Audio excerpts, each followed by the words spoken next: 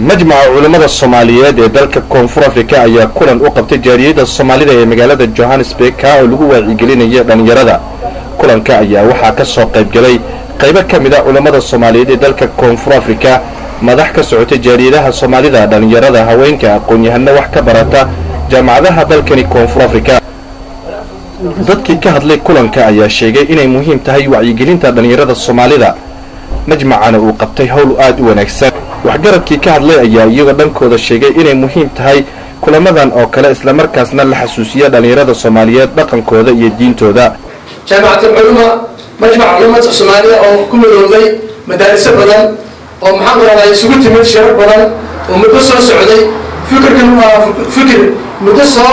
yani روتيني أيام واحد صرت له نقطي علماء بدل الشتمت معلمين بدل الشتمت مدارس بدل الشتمت إن أي ميزك صوص هاي سيري أي أسرة يسمى هاي أما الوصل من لها أمبريلو يكون ذربان علماء الصوماليات عن سميني كمجمعهان إنهم بدأنا فكر كنا وحقبت كنا وحن قبل لوني مدارسنا إن سكاننا بدينا علماء يحجرك أن بدينا أرضينا أن بدينا ضد كان سوينا إنه فايدنا وكلام هلا ما تهلا إن شاء الله تعالى. وحنا جينا إنشيتيف في عنه استيف في عنه ولا نقاله إلا جمتينا وجمعية علماء برامج كجمتين سو ونروح جينا يا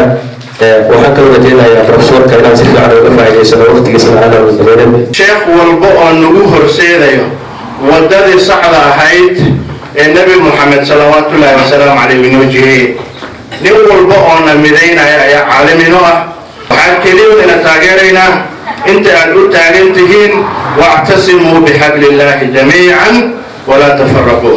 شيخ إبراهيم بام وكمذا مدحض علماء المسلمين تدلكني كونفور أفريقيا وقبض كجيدي سمناركا وعيقلين تأهل وعيقلين يدان يرد الصومالية كل قن مجالة جوهانسبرغ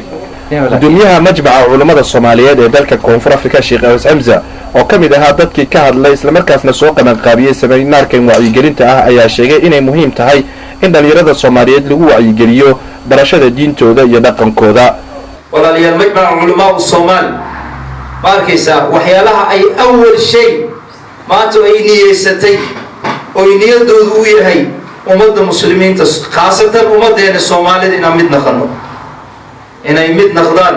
ay hal meel ka soo wada jeestaan culummadoodii madaaristoodii ragooda ganacsatada dhalinyarta dumarka dhammaan inay wada midoobaan majmaca culimada Soomaaliyeed ee dalka Koonfur Afrika ayaa la aasaasay muddo yar un ka hor waxa uu mideeyay sida uu sheegay qaybo kamid ah madarasooyinka ku yaala dalka Koonfur Afrika